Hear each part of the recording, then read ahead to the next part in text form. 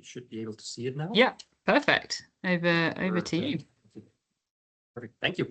And thanks for the kind introduction. Yeah, my name is Patrick. I'm one of the founders of Lean Technologies. And we build add-on hardware for extrusion 3D printing, mostly for large format machines, but soon also for the smaller ones. You'll see a lot of pictures of full robots in here, but like MTC, we're vendor agnostic, so it doesn't always have to be the robot and extruder for this manufacturer. So a quick background on us as a company. We're a spin-off project from the Technical University of Munich, based on the research that we did during our PhDs, my co-founders and I. Started working on incorporating the company in 2022 and then actually incorporated in 2023 into a German GmbH. So we're based in Munich still. Then 2024, we entered the market, had first R&D customers, mostly research institutes and universities, started hiring our first employees. And since last year, we've been achieving the goals that we had for industrial applications. So we've done a few proof of concept projects for companies in different industries, a lot in energy, a lot in aerospace and defense, but also automotive and maritime is where we see a lot of potential for our technology. And we're hoping that this year, the first of those applications will actually transition into serial production, most likely in maritime or in energy, or possibly both if things go really well. So the problem that we're solving is kind of a core issue in extrusion 3D printing. And as you hopefully all know, in extrusion 3D printing, you deposit hot molten material through a nozzle, which then has to cool down and solidify in order to be able to support the next layers as you apply them. And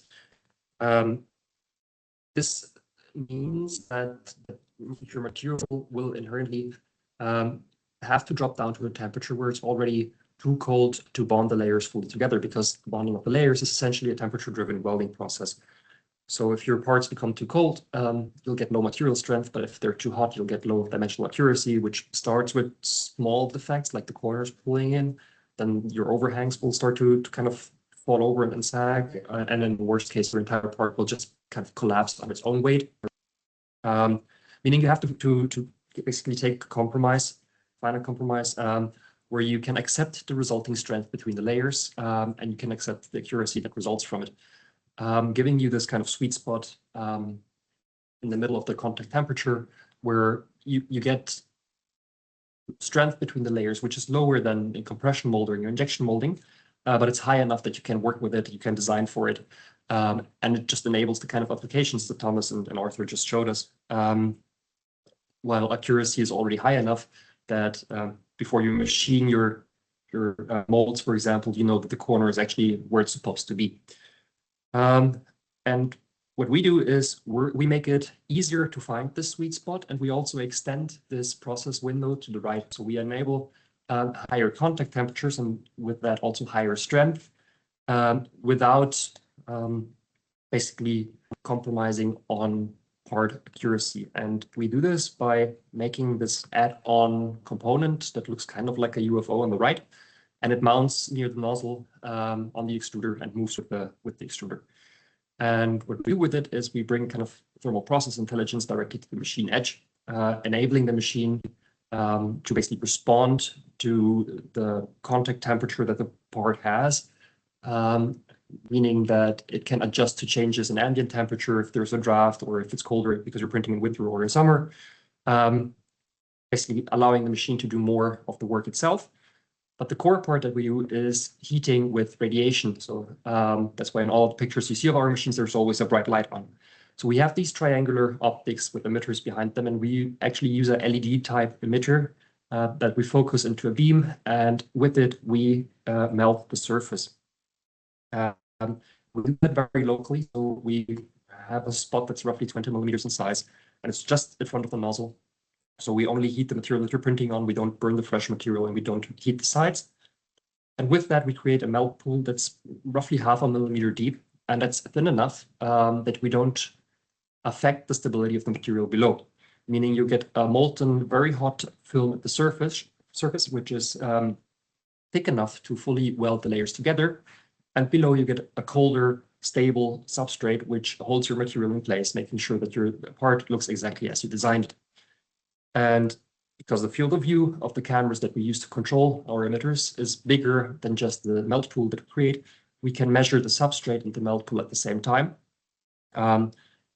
basically giving us information both on the quality of the bond as well as the stability of the print. And we can use those to independently basically control your process and enable your machine to respond to both at the same time. Basically enabling you to set independent set points for process stability and accuracy and for layer bonding and strength. And we log all the data that we record, and you end up with these point clouds where for every point where the nozzle has been, so every TCP coordinate, during the print, we save the contact temperature that we had inside our heater and the substrate temperature that we had just before it, which basically you can use as a quality metric. And the example here, for example, is Daltrom I350CF, so also an AirTech material. And for the heaters, we go to 360 degrees Celsius, which is close to the melt temperature that AirTech recommends for the material, for the extruder. And for the substrate, we go closer to the glass transition temperature to 250 degrees Celsius, where the material is already stable enough that it's able to support the next layers. So basically, the idea is that you get information that you can use to control your process about stability strength, giving you stronger parts and more stable prints. And I mentioned before that we also use pressurized air for cooling, and that's also tied in with the temperature control of our cameras. And basically, what I want to show with this slide is you can use cooling to improve productivity of your machine. So the normal approach to path planning is that you use something like a constant layer time, or if you have more advanced path planning, you might do a thermal simulation ahead of time. But since we get this information in real time from the machine, we can actually do it in real time as well. And because the substrate temperature as a metric is much more robust than a constant layer time, and it's also not affected by wall thickness or geometric feature like double walls or basically part size, you can get much closer to the limit of stability, meaning that by just using this adaptive feed rate, you can already print roughly 10% faster than by using just a constant layer time. But if you actually use active cooling as well, basically, whenever your printer is reaching the limit of stability, adding pressurized air to cool it down first, and then accelerating until cooling is no longer able to keep up, you can reduce your print time even further. But since our core technology or core benefit is that we heat the layers and bond them together, and that's bringing the energy into the print, that again slows it down a little bit. But even if you use all three of the control mechanisms that we have, you end up with print times which are roughly 50% shorter than if you just print using a constant layer time with no additional cooling. The numbers here on the screen are actually from PETG, but we've also had roughly the same order of magnitude on a polycarbonate, for example. And as far as we've been able to tell, there's no downside in terms of mechanical performance of the parts. So you do see sometimes that with very strong cooling, you get a slightly rougher surface. So kind of to summarize what all of this means for our customers, you can print bigger prints without layer time constraints. So you don't have a maximum layer time after which your mechanical properties drop. You get better dimensional accuracy and stability on small prints. So whenever the limiting factor isn't your extruder capacity, but how fast your prints can cool down, this enables you to print faster and more stably using this temperature control. And you get the stronger layer interfaces, and we can actually get close to the level of injection molding or compression molding, meaning that when you design parts to be 3D printed, you can use less of a knockdown factor, making the printed products more competitive to other manufacturing routes. And we hope that this will enable our customers to start printing end-use parts and for extrusion 3D printing to transition out of kind of prototyping or tooling and fixtures towards more of a mainstream manufacturing route. It also enables some other cool possibilities.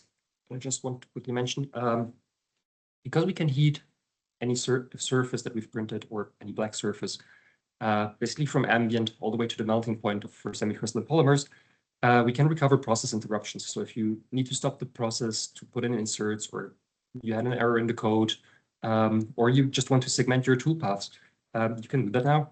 You can also print onto semi-finished products from other manufacturing processes, like composites, for example, or extruded sheets or thermoform sheets, and can bond onto it. As long as your matrix material is compatible, so for example, you're printing the AirTech Daltron 250 CF onto a thermoplastic polycarbonate CF panel, those will actually stick together very well.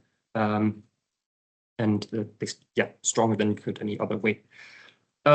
So far I've been showing you results that we've done and what we've been saying about the product. On the next few slides, I wanted to show you some results of what our customers have been doing and have published already. So the first ones are from NLR in the Netherlands. They published a paper on SAMPy last year, for which they printed a lot of boxes in low melting polyurethane ether ketone by Victrix, both with and without carbon fibers. So they work mostly on aerospace. The application that they have in mind will require fibers, but they also included some samples without fibers just to see what the effect is on the pure matrix material and how well you can actually bond it together. And they use different set points to see at which point strength doesn't improve anymore. And the first one is the unreinforced type. So without active heating, they were not actually able to complete the box. It would break under the internal stresses at the layer interface, starting from the corners. And as they get closer to the melt point, they were starting to get able to print it. So 300 degrees Celsius is still below the melting point, but at least the box didn't break during printing. And then as you get closer to the melt point at 320 and 340, you start to see really high tensile strength across the layer interface. So at 340 degrees, they're already at about 92 megapascals, I think, that they had, compared to the 96 that they have within the layers along the extrusion lines, which, yeah, we have kind of no effect on, as the main effect is on layer bonding and polymer diffusion across the interface. On the fiber reinforced types, it actually works better even without our system. So you can print reinforced boxes without our system in the material. Obviously, the strength along X is higher because you have the reinforcing fibers, and the fibers don't help with the Z strength. And here you can see that as we approach to 300 degrees, you actually already develop pretty much all the strength that you can, and you get an increase of almost 100% compared to the reference material. But what I found most interesting on these results is actually not the absolute strength values, it's the way that the material breaks. So if we look at the left, you have the stress strain diagrams of the tests. And if we look, for example, at the blue and the gray line, you can see that these samples actually do over 20% strain before breaking, meaning that the failure mode transitions from a brittle failure at the layer interface to something ductile, where you see a lot of movement before the sample breaks. We don't have this behavior in the fiber reinforced samples simply because of the fibers. But I think that was very noteworthy. And you can actually see it very strongly on the samples. So the ones on the left are tested along the extrusion lines. So you see a lot of necking here in the test area. And these ones are the Z samples. So here you can also see that even across the layer interface, you start to see necking, that the part starts to plastically deform before it actually breaks, which in many use cases is actually why you pick a polymer. You want this ductile behavior. You want it for very high fatigue resistance. So I thought these results are especially interesting. The other set of results are from the University of the Armed Forces in Munich, from the Institute of Lightweight Engineering. They worked a lot on polyamide 6 with 40% carbon fibers. It's a material that's used a lot in automotive. That one's actually a journal paper that's been published. And what Dominic looked at was not just heating, but also the combination with cooling that we provide.